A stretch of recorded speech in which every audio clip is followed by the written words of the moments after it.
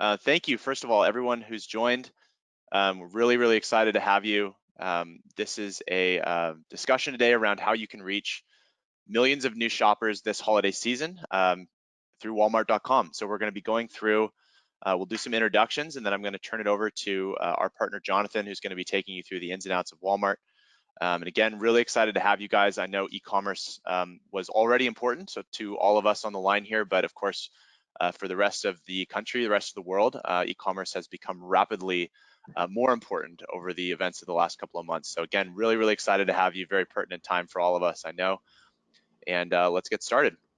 So first, just brief introductions. My name is Colin Madden. I run our commercial team here at Feedonomics. And Jonathan, I'll let you introduce yourself. Hello, my name is Jonathan Perez, and I'm on the channel partnerships team on Walmart. And so we work with partners like Feedonomics that provide solutions that enable sellers to be successful on Walmart Marketplace. So that's order management, inventory management, content management. So aligning yourself with someone like Feedonomics just makes the onboarding of Walmart seamless, and the managing of your business that much easier. Awesome.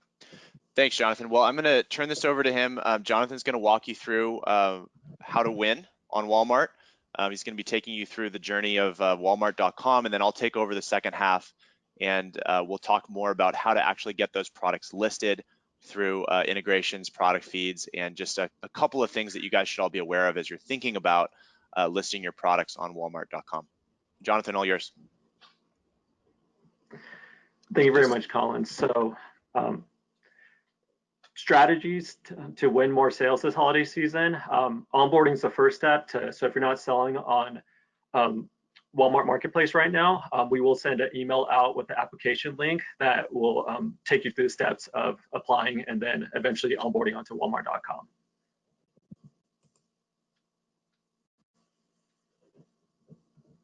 So Walmart Marketplace is a trusted partnership that aligns with your brand's business needs and facilitates the growth.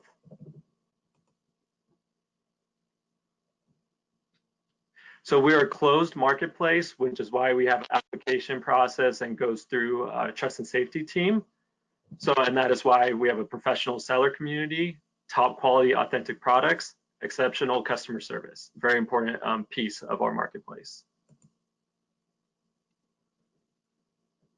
So here are the steps outlining our application process. So first, you need to get approved. Like I said, it goes through our trust and safety team. You accept the contract. You register your seller account. You go through the onboarding of item setup, account setup, and then your request for launch, and then you're selling on Walmart Marketplace. And a lot of people ask, what are we looking for? We're looking for multi-channel sellers, successful sellers, with good assortment, authentic products with UPC codes. There are UPC exemptions for certain categories, but you know, we're looking for multi-channel sellers that are filing taxes in the United States. So have your W-9 and your own fulfillment. That always helps. But of course, if you're partnered with a 3PL, that also works as well.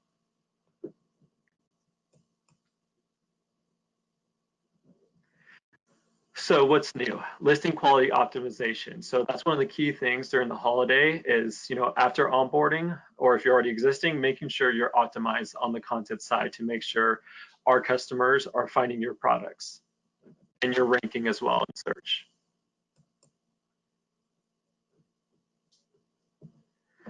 So like I said before, once you're up and running, it's time to optimize, because just listing a product, and if it's missing key components on the content side, you're not going to come up well in the search ranking. So it's important to gain visibility, access all marketing levers, and of course, always pay attention to the buy box, because we do have a buy box marketplace settings. So it's always important to see if what your offer quality is.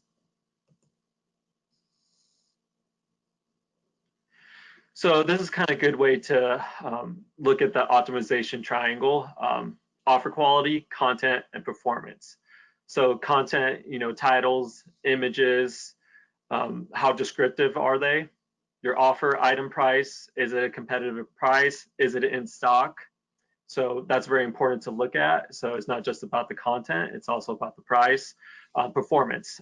Are you hitting all the performance SLAs, which you can clearly monitor in your seller account under the performance metrics? So it's always good to keep a close eye in that.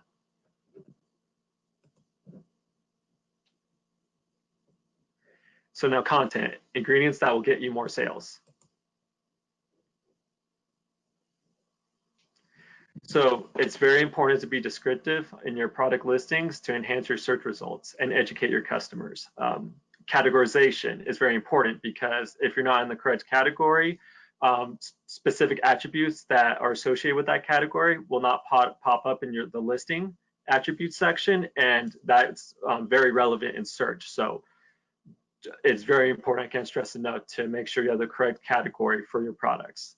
And then product title, of course, detailed, descriptive keywords, descriptions as well, make sure it's informative, and then attributes, like I said before, with category, because when you select the correct category, the attributes will pop up and you want to fill those out because those are very search relevant as well. Images as well. You want to post as many images as you can because it helps the customer, and the conversion rate is just so much better with multiple images. And then rich media as well, with options to upload videos and specific other content on there is just great for the customers, and just better conversion rate on that as well.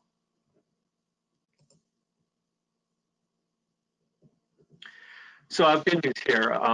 We actually recently launched our listing quality dashboard. It actually was launched this week, so you actually can get a scorecard of where your listing ranks, and it gives a percentage of how well you're doing in various areas. For example, an offer, it gives you a percentage of how well your offer is overall. And then also on the content side, it will rank your title, description, attributes, and it will also make recommendations where you're falling short. So this is under the growth tab in your seller account. So brand new, there's some additional information on this. A great resource is to go to marketplace.walmart.com, and then this will direct you to our seller help page that explains what the listing quality dashboard does, and get in more depth of each area. So great way to see where you're falling short on which product listings, and then to optimize it.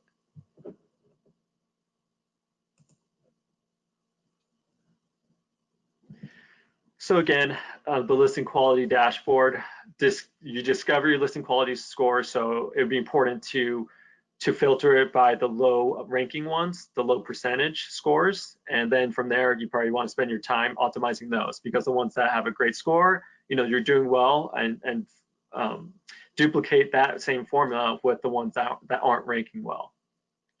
And then like I said, make impactful improvements, because we also give recommendations of what's falling short, titles too short, not enough keywords, missing attributes, etc. So it also gives you direction of where to focus.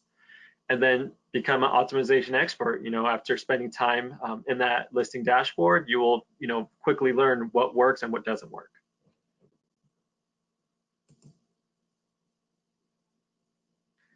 Offer, again, I can't stress this enough. Stay competitive, and you want to make sure you're winning the buy box.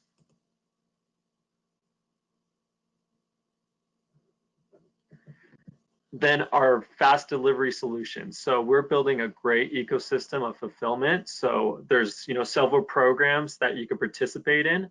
So seller fulfilled expedited delivery, you can fulfill your own 2-day orders. So you have to opt in, request to opt in your Seller Center account, and you can fulfill two-day orders from your own. It doesn't have to be from a 3PL. It can, but it's you can also do seller fulfilled as well, and you can set the regions of where you can. So always encouraged to participate in any of these fulfillment programs. And a newest addition also is our 3-day. So the great news about 3-day is you don't have to opt in. You could just set it in your seller account, and it gives you the same benefits of 2-day buy box prominence, better visibility. So it's great, faster delivery, customers obviously want, and it'll separate yourself from other sellers if you're offering it on some of your listings, because you don't have to offer it to all your SKUs. You can select what SKUs you want to participate in 3-day or 2-day, etc.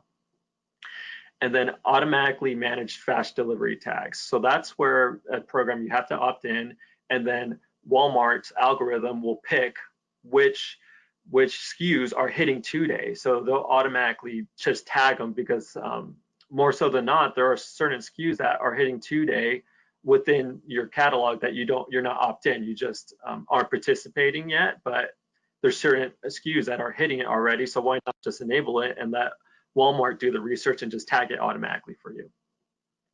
And then discounted carrier rates. You could take advantage of our FedEx Advantage program. Again, you can find this in your Seller Center account and opt into that program and print that postage. And then also the 3PL options, cost-effective fulfillment services. You can apply to WFS, or Walmart Fulfillment Services. Again, a great resource is marketplace.walmart.com, where you can request to opt into this program. And then same also with Deliver. So that's our 3PL partner as well, that, same way can be your fulfillment solution.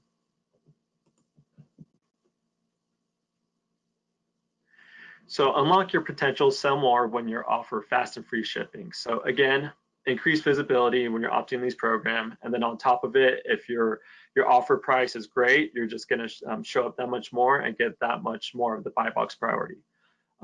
Regional flexibility. So again, you don't have to set all your SKUs to 2-day shipping, 3-day shipping. Like I said before, you can select which SKUs to participate. Or like I said, the fast tags program where Walmart will pick for you. So again, you can opt in. All these resources are on marketplace.walmart.com.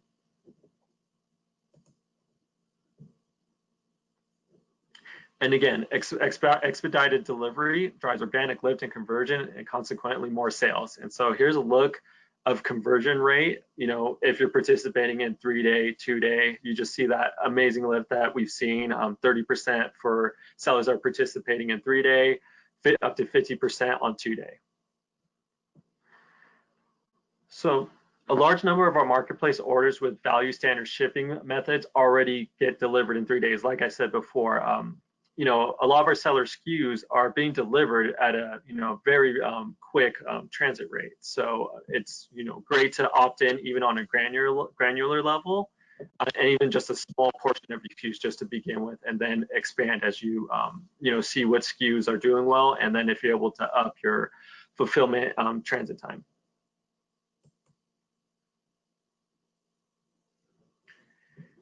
And so here's an outline of the shipping methods, a processing and cutoff time, lag time, transit times, and fulfillment time for each shipping method. So you can see what makes the most sense for you. You could opt into 3-day if that works for you, because if the lag time, transit time, fulfillment time works for you, we encourage you to opt into it. So it doesn't mean you have to do 2-day, which is why we rolled out 3-day, which is a little more flexible. So it's great to see what is required, so that you can participate even, like I said, on a small level and just with a few set of SKUs, and then work your way to expand more.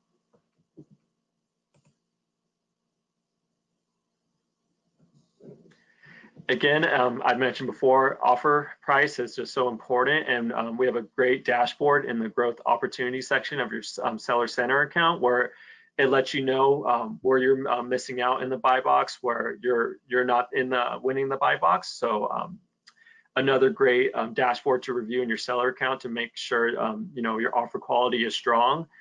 And so, like I said before, you could look at your listing quality dashboard to see where you're falling short. And if you specifically want to just drill down the offer quality and look at it, I recommend looking at the pricing opportunities section in growth opportunities to see where you're losing on the buy box.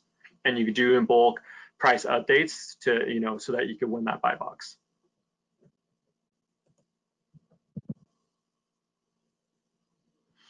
Performance, is very important to be hitting all your SLAs, whether it's shipping on time, refunds, etc. So in your Seller Center account, you want to look at your seller scorecard to make sure that you're monitoring your order defect rate, And that, because it's important, because we also look at that, when you're opting into a program like 2Day, to make sure you're hitting these SLAs and your performance is to standard, and you don't want to fall short. So if you are, it's good to monitor this and then to see what you can do to fix this.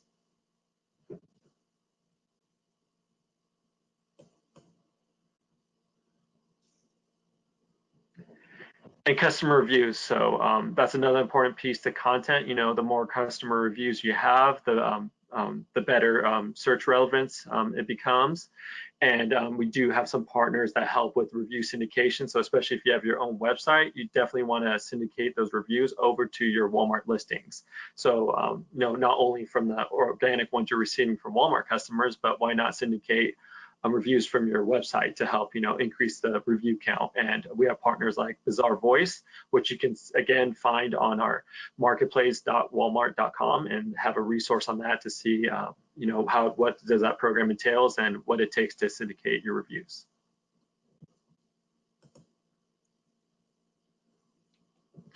And again, I'll pass it off to Colin. These are all, again, levers to optimize your holiday season at Walmart. And I hope you all have a successful holiday. Thank you so much. Thanks, Jonathan. Appreciate it. I'm going to turn back on my video here. Hopefully you guys can see me again. So Jonathan, thanks a lot. So I think what's interesting here as we think about e-commerce as a whole, right, is there's just so many moving pieces. And first and foremost, that's your guys' business, your products, what you're selling, the value you're delivering to your customers, the price points you're setting those at. And then, of course, the next step is where do you want to advertise those? And Walmart's an awesome channel. And as you can see, they've really, really started to dial in all of the different components that I think customers have come to expect around shipping time, quality, and then, of course, ideally, there's ways that you guys can manage positive customer feedback as well. I mean, I'm certainly guilty of buying all sorts of products and just not leaving reviews. So I think that whole ecosystem around products, channels, delivery is just so important. And then there's a final component that I think sometimes we don't think about as much, but is really the bedrock of how all of this stuff happens is what's happening on the back end, or the data. So that's really where Feedonomics comes in. We help our clients integrate with Walmart all over the world. And so we want to talk a little bit about today specifically, how can Feedonomics help translate what you guys have, your products, your business's products and listings, onto Walmart.com, and just some things you can think about as you're making this happen, and how we can help. So first of all, just a little bit about Feedonomics. We started a long time ago. We've grown a lot over the last 4 or 5 years, and one of the things that we've come to understand is that our customers, I mean, this is a big challenge. You guys have enough on your plates with managing budgets, campaigns, targets, like Jonathan said, meeting your performance SLAs. There's a lot to think about even within just one channel, much less all the other things that you guys have going on. So if I could leave you guys with anything today about Feedonomics, is that we've really come to understand our job is not just to provide the technology and the ability to facilitate the stuff we're going to talk about today, but our clients are looking for a superior level of service. And that comes in different languages, that comes in different time zones, it comes in different countries, different points of contact around the world. And so we now are in over 80 countries. We're based in Woodland Hills, California, but we have offices all over the world. Because of that, we're able to offer 24/7 support. We have over 2,000 clients, and we've been ranked in the Inc. 5000 as one of the 100 fastest growing companies in the United States. And that was happening kind of already before COVID and everything that's happened with e-commerce.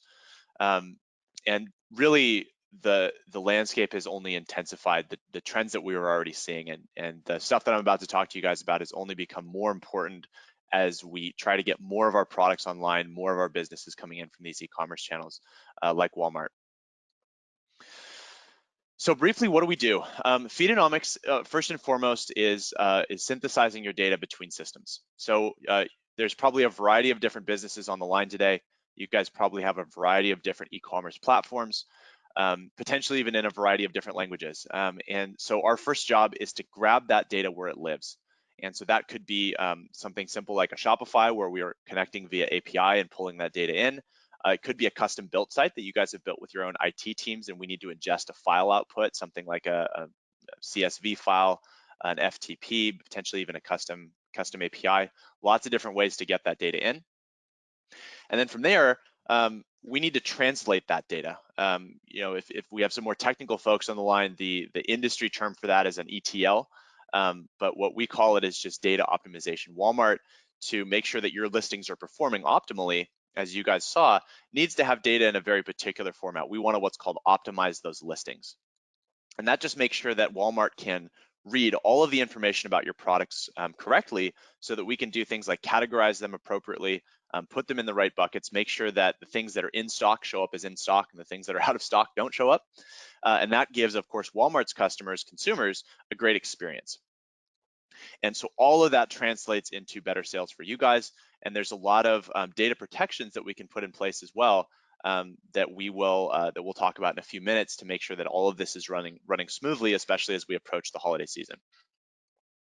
So what is feed optimization? So very briefly, you guys, again, your businesses all have e-commerce websites, and the data is structured in a certain way, hopefully, to give your users the best possible experience. So as we see on the right here, we've just got an example from Nike. Nike on their website may just show something like, hey, this is a Nike Air Zoom Pegasus. This is a Nike LeBron 2020. And that makes sense, right? Because a consumer on a website has navigated to that page. Maybe they've filtered for basketball shoes. Maybe they've filtered for gender. They've filtered for color.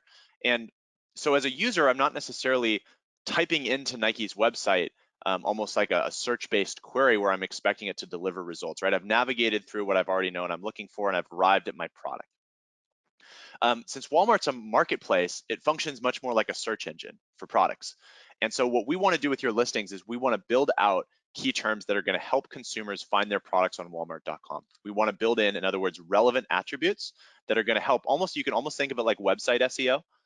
We want to put in relevant attributes and categories so that users can find their products easily on walmart.com. And then of course, Walmart's team is building out their user interface in such a way that they can accept all of those different types of attributes and place them in key areas that interact with the customer's search query so that you can actually find those products. So very simply, we are trying to help customers find your products on walmart.com. And that's how we're optimizing these feeds. The other thing that we're doing is we're cleaning up the data. So optimization is one piece that might be taking something that would be totally acceptable on your website and optimizing it so that people can find it on Walmart. But the other thing that we're also doing is we're cleaning up that data. You guys may again be generating feeds with your IT team, potentially producing a feed with an in-house app or something like that. And sometimes data gets placed in there or through the transformations to get that output. You may end up with some sort of weird stuff in there. You might I'm sure some of you guys have experienced this. The paragraph symbol will get translated as the kind of double-lined P. You might get some HTML tags in there. Casing might get thrown off. Maybe you get all caps or no caps. All sorts of just sort of weird, funky stuff that can happen. And while that may be a very, very small mistake on the back end, the way that translates to a customer, I mean, there's so many e-commerce scams out there now and people selling goods that they don't have, or there's a lot of different ways to be fraudulent as well out there. And so customers are very, very attuned to, does this look professional? Does this look professional? Does this look legitimate? Does this look like a seller that I can trust, right? That's the big word. When you're not buying something in person anymore, e-commerce is has a lot to do with trust. Do I trust the channel, walmart.com? Do I trust that brand? Do I trust the seller? Do I trust this listing? Do I trust this particular brand or product? And so everything that we're doing, I mean, we don't think about data and trust as having a lot to do with each other just like intuitively, but it really does. And so that's when we talk about cleaning up the data, a lot of what we're doing is building that customer trust so that when they see that listing, they get it. And then the second part is what we already talked about around optimization to help people find your products. So you want to help your customers, A, find your products, B, trust your products. And that's a lot of what we're doing with this sort of data cleanup and optimization. So let's talk about how we optimize stuff for a second. We've got all these potential attributes that we could be inserting, and we want to pick the ones that are most relevant. For example, if I am buying, we'll go back to our shoe example. I know I've got a couple of different examples on the screen here, but if I go back to my shoe example, if I'm buying a basketball shoe, I don't necessarily care that it's made from like 20% synthetic chemicals that are, polyesterine or polypropylene or whatever, right? I don't necessarily care.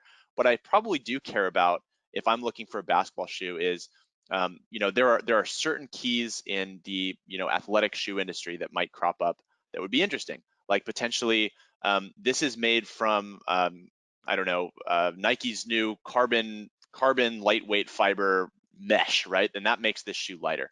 And so that carbon fiber mesh, I'm making stuff up, but that carbon fiber mesh might show up as a keyword that people are now looking for, right? Maybe they hear Kobe talk about that, not Kobe anymore, but man, it's been a crazy year. LeBron talk about, and he emphasizes this stuff, right? Hey, this is a really lightweight shoe, highly recommend. Here's this cool new material, and so that becomes all of a sudden a relevant keyword. If we're looking at the examples on the screen here, maybe I've got Plum Organics Jam Salty Sammy Peanut Butter, and I'm advertising to an audience that cares about organics, right? So I might want to put in things that have to do with health. Maybe this is vegan, maybe this is GMO free, maybe this is organic, maybe this is sugar free. There's a lot of attributes that my customers care about, and so we want to make sure that we are putting those relevant attributes in the titles, the descriptions, etc. There's other things, especially in the apparel industry. Gender's an easy win. Again, materials that people care about, easy win. If it's 100% cotton, we should be putting that in. If it's another material, like it's got some portion of it that's silk, we should be putting that in. So there's a lot of just really, really easy wins in there. And then in addition, some other things that Feedonomics will do is kind of, we're constantly looking at the search queries that are happening in the market, and we're bringing those back to our customers, and we're saying, all right, are we capturing what the customers are searching for? Like cruelty-free, as an example, for a handbag, that might not necessarily be an attribute of the handbag, but cruelty-free, if that is true, of course, for your handbag, that might be a really interesting attribute for you to play with as you think about what are the keywords, again, that are driving people to your products. Final thing here is, once we've got kind of the attributes set up in such a way, titles, description, etc., the last thing we want to think about is categorization. And categorization tells Walmart, how do I organize these products? The other thing it allows you to do is to set up custom labels to structure if you're going to do sponsored ads and things like that. It's going to help you set up campaigns in such a way that you can put ad money behind the categories of products that are either most profitable, your best sellers, etc., so that you guys can drive more sales. Couple of other really unique features. So we've talked a lot about today, boosting sales, increasing performance, hitting SLAs, things like that. There's another side of this though, and that's the kind of the data insurance policy, if you will. While we talk about APIs and integrations and stuff as if they're stone bridges that we're building from one system to the other, the reality is they're much more like moving targets. And that's because you guys are changing your websites all the time, your products are changing all the time. Walmart's always improving, constantly iterating on what they can accept, the data, the structures they want to see, and the product mix. And so Feedonomics is acting as a bridge, but again, it's much more of a fluid connector than it is kind of like the stone bridge metaphor, if you will. And so what we want to do is we want to set up some rules, and we broadly call these feed alerts, but data governance is kind of the specific neat little tool I want to share with you. And we can basically customize alerts around any parameter. So as an example, let's say that we wanted to flag any products that weren't categorized appropriately. We could set up a rule that say, if a product has a blank value for a particular category, flag it, send us an alert. If a product doesn't have a value for price, flag it, send an alert. If a product has an inventory value less than 10, flag it and send us an alert. In addition, we can also, if any of those are catastrophic, the inventory and price especially might be ones. We actually have this example happen. A customer of ours was messing around with price rules, and they wanted to set a discount. Well, they missed a decimal place, and instead of saying, hey, 10% off, they actually set the price to 10%. Obviously, catastrophic error, right? So we can set up an alerting tool that doesn't just send you an alert, it actually prevents the export from going if there are certain conditions that are met. So we could say, like, let's say a customer had a catalog and the lowest possible price was $30. We could say if there's any price set below, let's say $28, do not send this export, it's probably an error. Same thing with inventory values. If there's any inventory values in the feed that are lower than 2, maybe we don't want to push that product at all. So there's a lot of really neat stuff.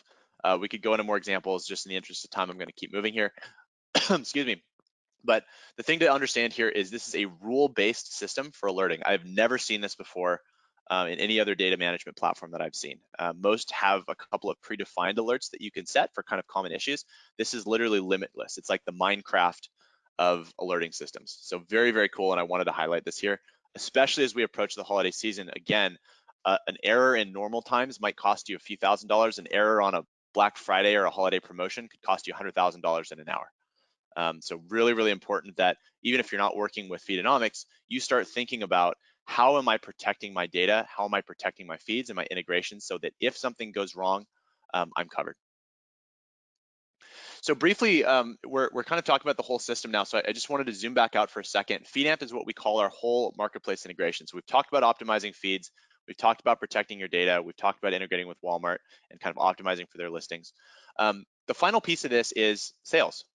Customers start buying your products on Walmart, and you guys have all sorts of systems in place already that you're using to fulfill those orders. And ideally, you want those orders from Walmart.com to integrate with your current workflows, so that your folks that are packing this stuff in a box and shipping it out don't have to make a harder time than they've already got. So we ideally want to take those orders and allow you to integrate those with your current systems. And there's a lot of different methods for that. We won't go through all of them, but essentially we can pop orders back into common e-commerce carts like a Shopify, BigCommerce, Magento, WooCommerce, Salesforce Commerce Cloud, things like that. We just bring them right back into your platform.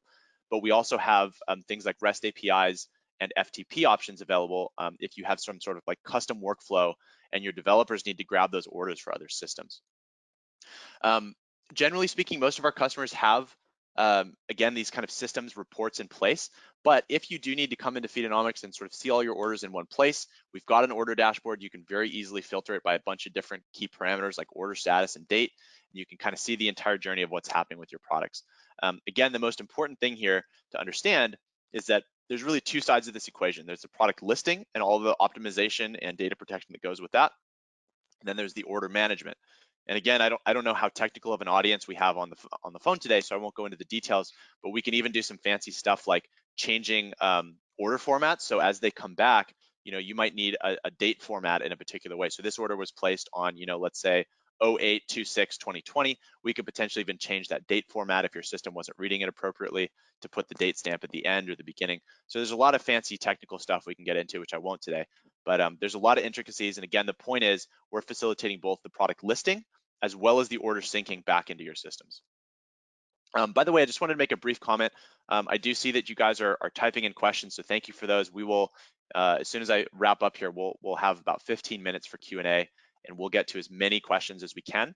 But any questions that we don't get to, we'll make sure to follow up with you guys and get you your answers. So thank you for all of you who are typing in questions, and we'll do a Q&A here in just a little bit.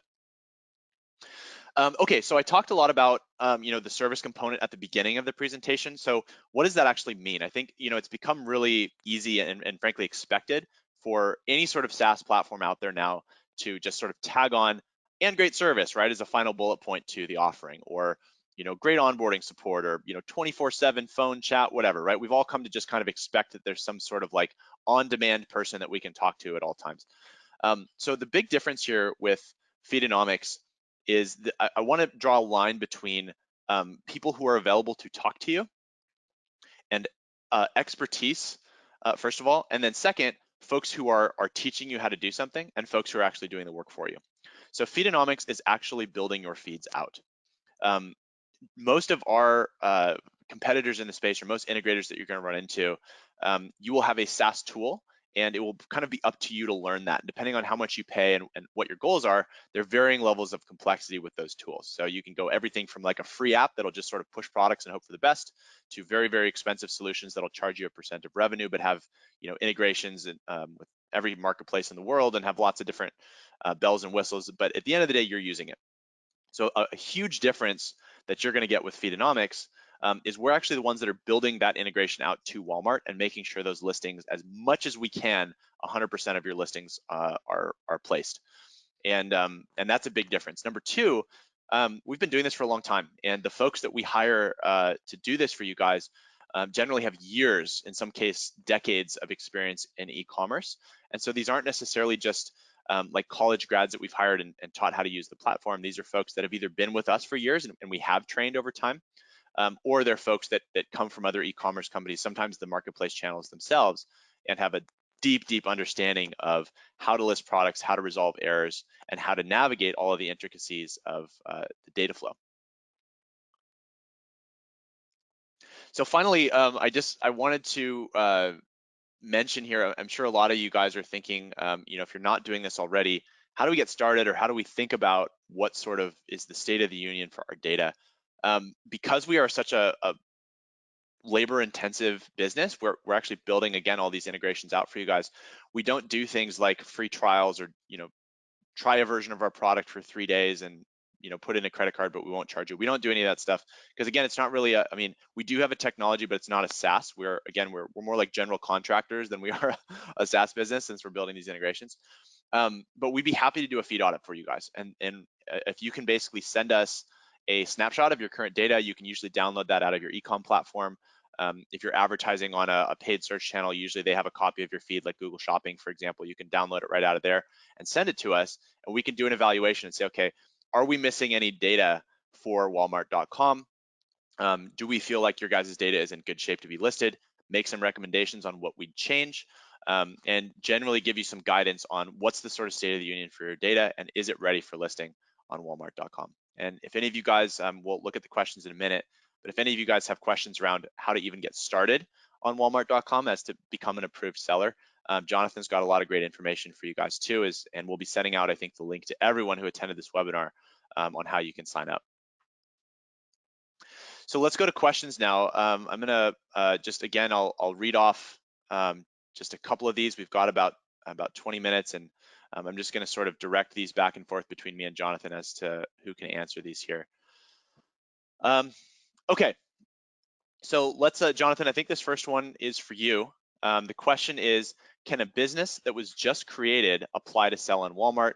We do have an EIN, but we don't have any gross income yet to report. Jonathan, you want to take that one? Yeah, absolutely. Like I said before, I outlined specific things, like fulfillment, multi-channel. So the assortment as well, UPCs, but in some scenarios, like I said, UPC exemptions for certain categories. So we'll look at other things. So I encourage to apply because, we also look at assortment, because if it's a part of a assortment gap that we're looking to obtain, then of course we look at various things, not just one thing and say, oh no, they can't come on board. So it's various factors. So I would still encourage you to apply. Cool. Jonathan, I think along that same line, we have another question here. It looks like this one is again directed for you. If they're companies that are struggling with the setup, do you guys have any partners that you would recommend to kind of help set up all of the things that you need to think about to create a Walmart seller account? I'm sure that could be anything from, like, the tax setup, the logistics, all that kind of stuff. Do you guys have any recommended third parties that can help someone get set up as a Walmart seller?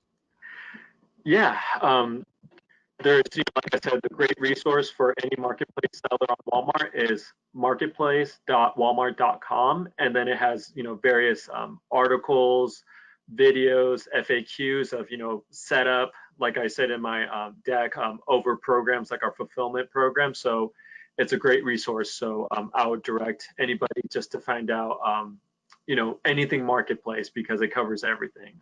So marketplace.walmart.com would be a great resource. Great, thanks, Jonathan. Okay, we've got a couple of more coming in here. Jonathan, this is another one for you. Can you talk to us a little bit about the qualities that Walmart looks for when inviting a seller to join Walmart Marketplace? Yeah, I kind of mentioned it, during my section of the webinar. So, we look at, part of the application, and we'll ask, your website, any other marketplaces you're selling. So provide the URLs of storefronts. So multi-channel is always a great indicator of a seller that's, fulfilling orders on time, has a great assortment. So, that's a no-brainer. So multi-channel selling, but doesn't mean they have to, because, we have some great sellers that strictly just have their own website, or, they're just a brick and mortar business. So there's obviously various scenarios. So just, like I said before too, assortment, we look at assortment because if it's something we don't have, it doesn't matter if you're on other marketplaces or even have your own website. So if it's a great product, unique, a great offer, of course we're gonna onboard you. So we look, again, back to what I said before, we look at various things, and those are part of the various factors we look at. Great. Okay, we've got, so on that vein, we've got now a couple of questions around the 3-day shipping premise and just shipping premises probably in general, Jonathan. Um, so let's start with this one. Do I need to enroll in a program to utilize the 3-day shipping premise? So great question. So 3-day program, you do not have to enroll in. So it's not like 2-day where you have to opt in and be approved. So 3-day, you could just automatically go in your seller account in Walmart and enable it. And so again, it doesn't have to be all the SKUs. You select the SKUs that you want to enable for 3-day, and you'll still get the same benefits of 2-day. So you'll get buy box prominence, search relevance will become that much more relevant, and your listing will pop up further up the search. So again, I can't stress enough, if you can't opt into 2-day, 3-day where you don't have to opt in and participate and start small. Like I said, you don't have to do your full catalog at first. And on that 3-day shipping note, can I charge customers for 3-day shipping once I've enrolled? Good question. So once you opt in, like I said, there's no approval for 3-day.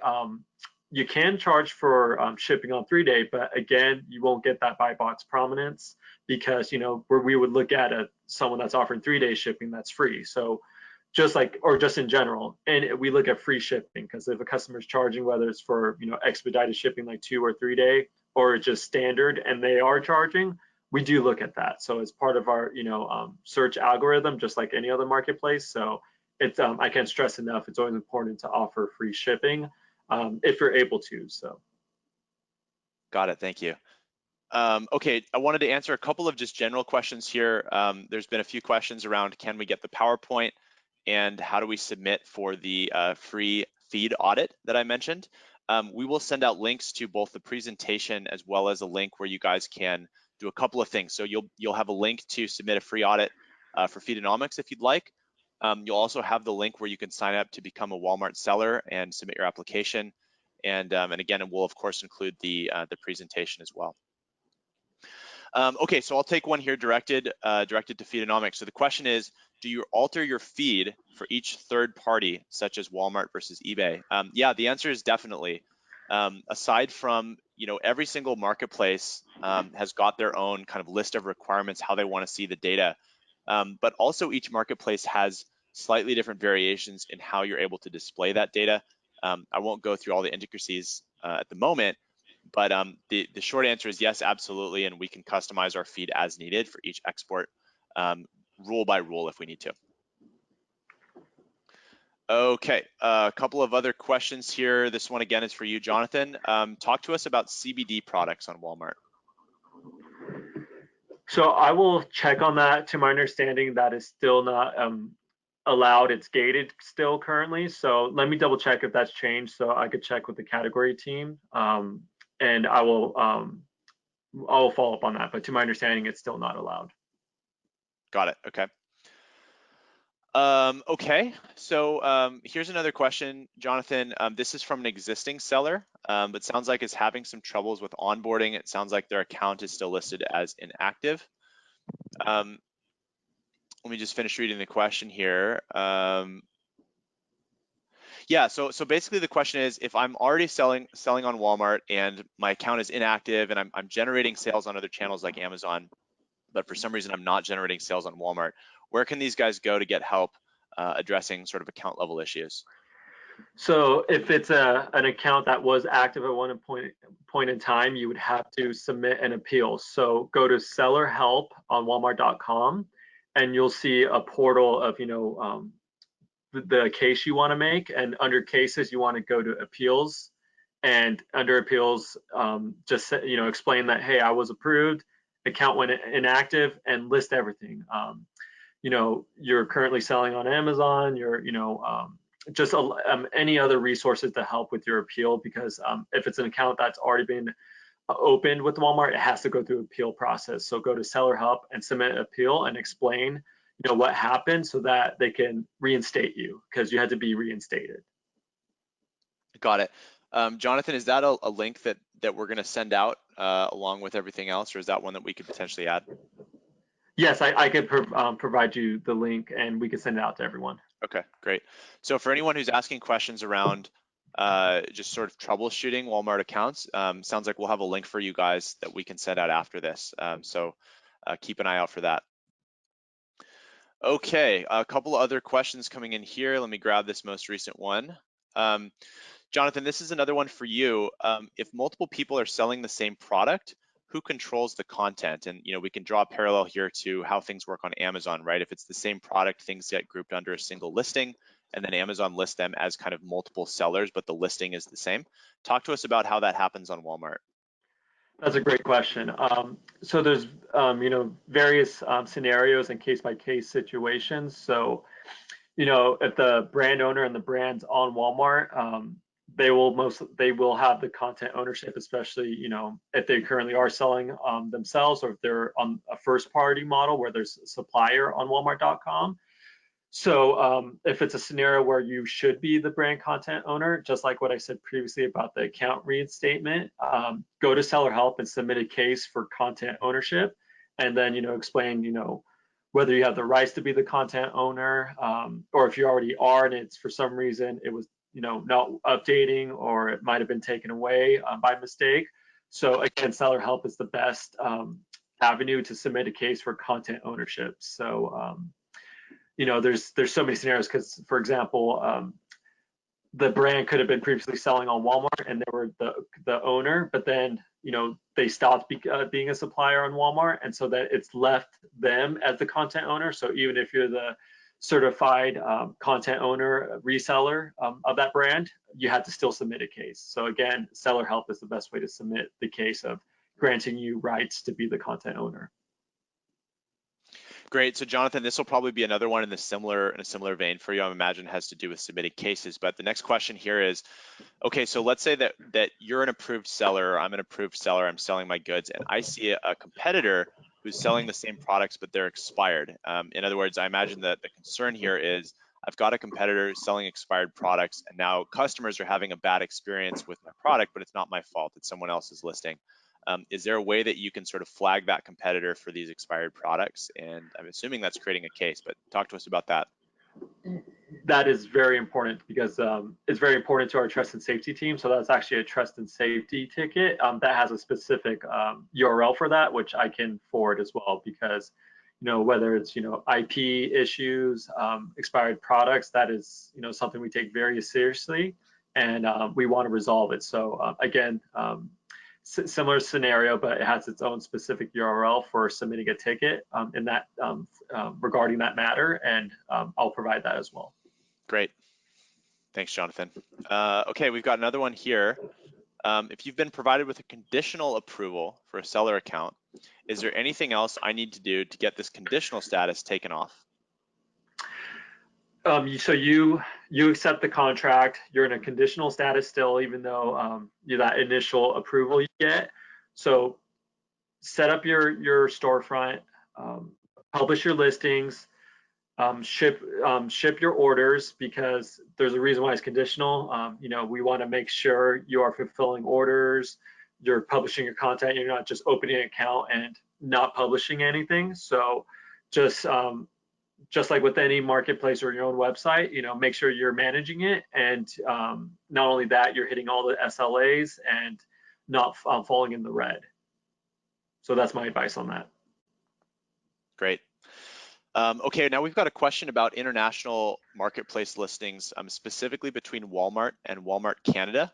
The question, Jonathan, is, do we need to apply separately for both Walmart US and Walmart Canada?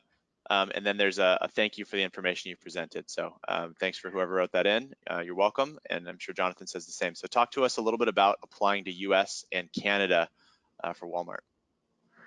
Oh, you're welcome. Thank you so much for that. So correct, you do need to apply, and which the application link will be sent, like we discussed before, in the email. So even though you're already selling on Walmart Canada, you still have to apply for Walmart US, and we have our own separate application link for that. Okay, great. So separate applications. Okay, here's another question. This one's a little bit more about the data. But Jonathan, I'm going to direct this to you. When setting up a product ID, does a business need a specific GTIN or UPC, or can the business just make up their own 14-number code? It has to be a registered GTIN, so you can't just make up any code because then it'll show up as invalid. So if a UPC exemption is needed, you do need to submit that. Again, same scenario in the various cases. The seller help is where a lot of the ticketing will originate. So submit a ticket from the seller help, and there should be a portal in that section of UPC exemption that clearly states click on here for UPC exemption and then submit your case. Jonathan, if I'm not sure where to get UPCs, I'm just expanding on this seller's question here, just as a thought. Where do you guys typically recommend that sellers go to get GTINs or UPCs if I'm not sure where to start? Off the top of my head, I don't recall, but again, I could send the URL. So in our seller help knowledge base, we do have a section on, UPCs, IBN numbers, so the various identifiers that can be utilized and resources on that. So Okay. I will forward that link as well and put it that. One we've heard here at Feedonomics, we actually have a tool called the GTIN Finder that is a little bit interesting. It searches at this giant database for GTINs that match your product information. It's not necessarily the best solution for listing on a marketplace just because the information has to be so accurate, and a lot of times these GTIN finders will return it'll guess the correct parent product, but it won't necessarily get the variant. So you might end up with like the GTIN for a blue shoe, even though you're trying to list a red shoe. But I do know that where that database pulls from is what's called GS1, and GS1 is actually a giant database where you can purchase UPCs. So if any of you guys are actually looking to buy GTINs or UPCs for your products, I would check out GS1 as at least a place to start. Okay, a couple more questions coming in here. Let me scroll down here. Okay, we have seen inaccurate or old product labels that aren't accurate, advertising kosher or organic, but they aren't. Jonathan, I assume that's again would be the trust and safety label?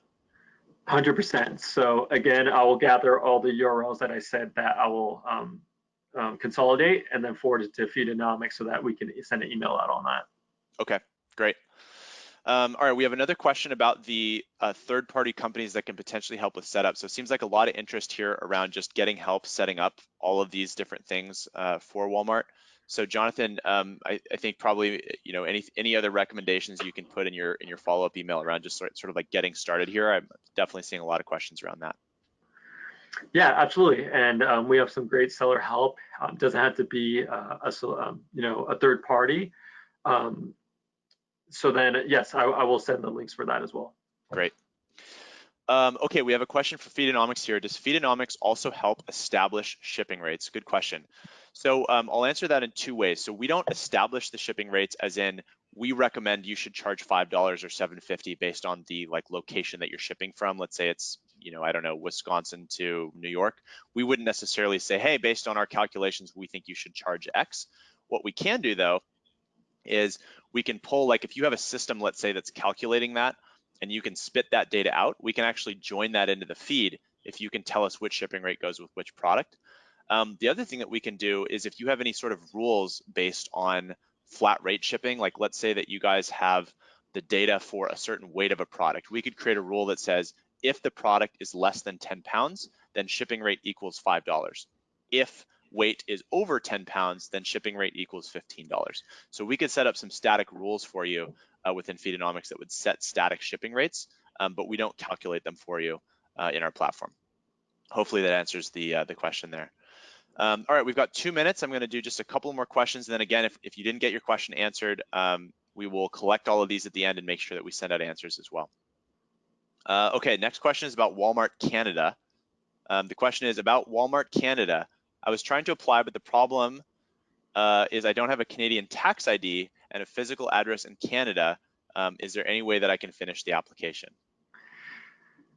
Unfortunately, it's the same scenario for U.S. applications. U.S. address, filing taxes in the U.S.